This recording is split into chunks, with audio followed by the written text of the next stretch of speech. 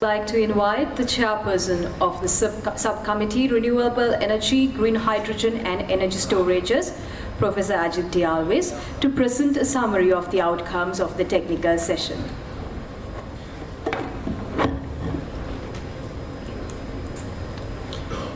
Honorable Minister and all the fellow scientist friends, it's a pleasure to present what we discussed and what we came up with on behalf of NASTEC for this Committee on Renewable Energy, Green Hydrogen and Energy Storage.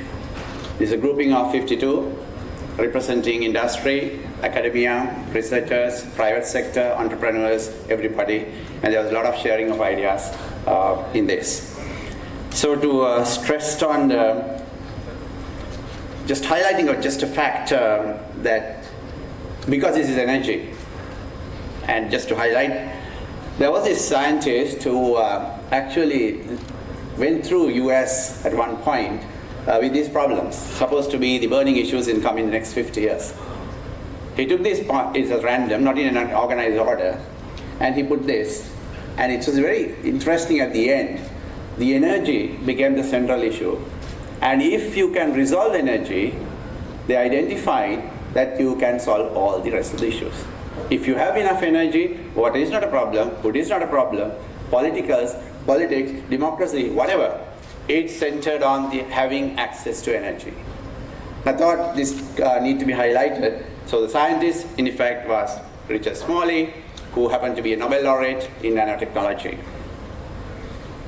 So that should highlight the importance that we should take on energy and ensure. And what we want to say is that just because we may at this stage are having energy on the tap, or there are no power cuts, really does mean that Sri Lankans have energy today. That's, I think we need to understand where we are and the potential. So this is to highlight a lot of discussions. Something that we can look at is that, okay, there's so much of resource potential.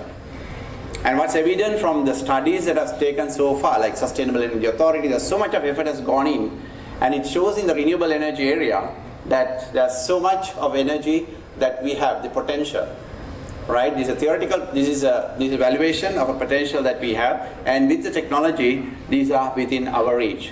And this is much, much more than that we have today. It demonstrates the opportunity that we have within the renewable energy sector, that we can go renewable, and that it's an indigenous resource that we have, and there's so much potential. It needs to be in our mind that this is possible and this is available, and it's important. And once you factor in these lot into the system, we are going to end up in a completely different energy position. Again, stressing something that we said at the beginning about we just cannot be happy. We need to understand where we really should be, and it's making that gap. On the other hand, what's interesting, what was stretched by Dr. Ardi and the group, that we have minerals that are actually going to play a major role in energy. And we have super quality of that. I mean, it's the highest quality if you want, we have. And if you take graphite, it's probably the world's only, because it's a vein graphite as such. And then quartz, highest purity. And these two can play a major role in the energy system. This is the selecting two common items, two common ones. So again, there's renewable potential significantly available as shown by the researchers and the institutions. It's there. And then the point, again within the minerals, you can go into the production of these renewable energy systems, contributing to that production that is possible. As it was mentioned, we are at this end selling highest quality raw material at probably one of the general cost, which is not something that we should be happy about. So that's stressing the resources that we have. So what our team looked at and considered and decided was to stress to the decision makers, the planners, the aspect. That is, the need is obvious. The need is obvious in the sense the Sri Lankan today is having about, if you take 18 gigajoules per person per year. And that number may not give you much. But the point is, if you take the global average, the person takes about 80 gigajoules per person per year. Now that Sri Lankan is 18 and the global average is 80. So there's a huge disparity. We are on a very weak side of having energy access. And remember that very second slide that if you have access to energy, if you have this energy with you, you can solve most of the issues that are going to come through. So if you do not have energy, we are susceptible to all the rest of the issues that we are going to face. Keep that in mind. So the need is obvious. Again, if you take Sri Lankan, we have average units from an electricity point. Our committee, our group really stressed on electricity side, again thinking it as a primary premier energy system, premier energy. And then again, when you look at the national energy balance, Sri Lankans are having, we see electricity at about 13% of the contribution. That's again a very low value. Because this can be translated to any other form, so that's why it's a premier energy source, right? So the need is obvious. Sri Lankans use about 700 units per year. Compared to a country like Norway, much lower population, 25,000 units per year. Again, like that 18 and 80, 700 units of electricity versus 25,000 units of electricity. You can see the situation a society has when you have lots of energy available to you, given to you, the freedom to do things. So again, the need is then obvious, the potential is significant as was shown. So realizing this potential definitely needs to be done. So it's a matter of priority. The energy generation, this availability should be enhanced. So one must work on these areas. And of course, as you work on renewable energy, it's all about SDG 7, right? So the potentially adds to the resilience and strengthens the economy. And it actually really seriously strengthens the economy if we generate in this. And to think energy services also as an industry. At this today, Sri Lanka thinks about, having access to energy or probably not having power cuts, we think we have solved our energy issue. The point is to shift that emphasis to give it as an energy as an industry. It's an economically significant activity we should be thinking about. And for that, with renewable energy and the materials, the potential exists. So hopefully we should understand the importance of the recommendations. So energy system should be an industry. We need to have state university industry, which is in US came up with what you call the triple helix model of development. Researchers, the institutions, the industry and the government should work together for this combination to ensure this to happen. That's the type of thing we discussed. So purposely driven investment and mission-oriented approach is necessary, as we heard in the inaugural with His Excellency the Ambassador from India. Right, so the India has a national hydrogen mission, national solar mission, and so on. And you can see the case studies of LED bulbs, etc., how the India transforms itself. So we have these examples one can think about. Things that are happening, not getting translated in. So this is why the partnership is important. So just to highlight few which we have been looking at, like the e-wheeler that came up, how about going electric, right? The opportunity is about how do you scale it up so that it makes impact. You have the smart grids. This system is University of Moratuwa, the former from University of Peradeniya.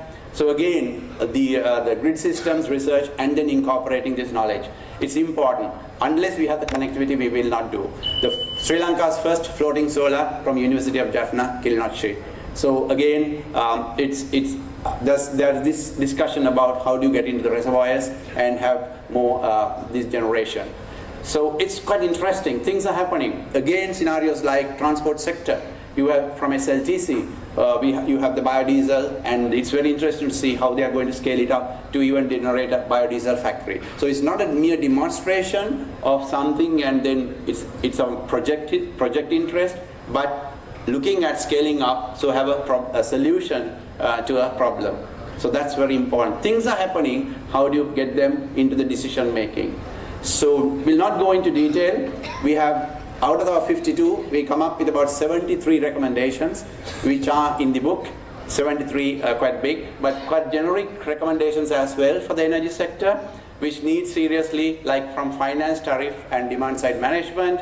And then instead of like site identification, we discussed it takes 2 years in Sri Lanka to take a decision on some times, which is probably not acceptable. So how do you fast track these things? Because for the interest of the national economy and for resilience, such delays are probably unacceptable. So coming on these, so transmission and distribution, then sustainable energy for rural communities, bringing systems so that locally, so losses are not there, and then driving energy literacy, development of human capital, and so on. So there's generic things which will be very much looking at the energy systems as an industry and ensuring the financial systems supports this. Already the central bank has the lexicon or the taxonomy for the green financing.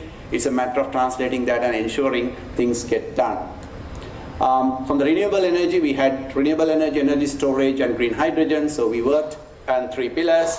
So renewable energy sector, we looked at all the renewable energy segments. So we can see the number of recommendations that have come: biofuels, hydropower, solar, wind power. Essentially, if you look at offshore wind, significant gigawatt potential that Sri Lanka is having, right? So in all across, there's lots of potential. And Sri Lanka, from marine energy, we are talking about an island nation, the blue economy. So this probably needs a little bit of inputs like research stations as well, 2 research centers specifically for marine energy supporting ocean energy center as well as marine energy research. So these are also recommendations to applied work to support the energy work to happen. And very important, all the time you hear the situation of scenarios of, okay, the more renewables, we have grid instability. So there was a contribution to indicate 5 recommendations. Okay, you can go on increasing, and then how do you ensure that your stability and so on. And of course, the smart grids plays a very major role in that. Going into energy storage, we gave the 4 storage solutions, conditions were given, as well as 4 research recommendations, right? And again, it's interesting to see today in Sri Lanka right now, you have these batteries that have developed from the local graphite going into RGO. Now about 1,000 batteries are on vehicles going through the test, which will be probably available in a month or 2 in the market. So the scenario is, okay, that's as an industry, then in what forms that we look at the energy storage. So, okay, and then one of the highlighted ones is the pump storage, which is to look at the renewables availability that's coming up, then going through and then ensuring all the available hydro reservoirs and so on, selecting, and the studies being available. Fast track some of them to come through. The green hydrogen, the last on the 3rd pillar, interestingly very important again from the point of you have renewable energy, you have water, 2 things that you have, and then how about generating the hydrogen from this combination, then it becomes green hydrogen. Sri Lanka right now uses grey hydrogen. You can go to Narashole, you will see the hydrogen. You will go to the refinery, you will see some, but there's a very, very minute quantities in a sense and not well known. So the point is 3 recommendations on green hydrogen and 5 research recommendations on green hydrogen, plus a green hydrogen research center. So that's the nutshell. So 72 recommendations covering very generic to establish energy systems, not as just to see, okay, I have energy to do what I want.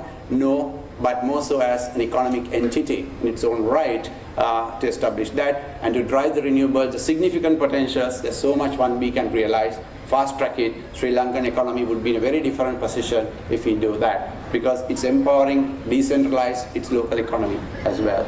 And then to strengthen the research, that's where the partnerships to be done. So thank you. So just thinking, energy is not something just switch on and happy about this TV, but it's also something to be very creative, and so the economy gets it right when we innovate on all fronts, which includes the energy as well. Thank you.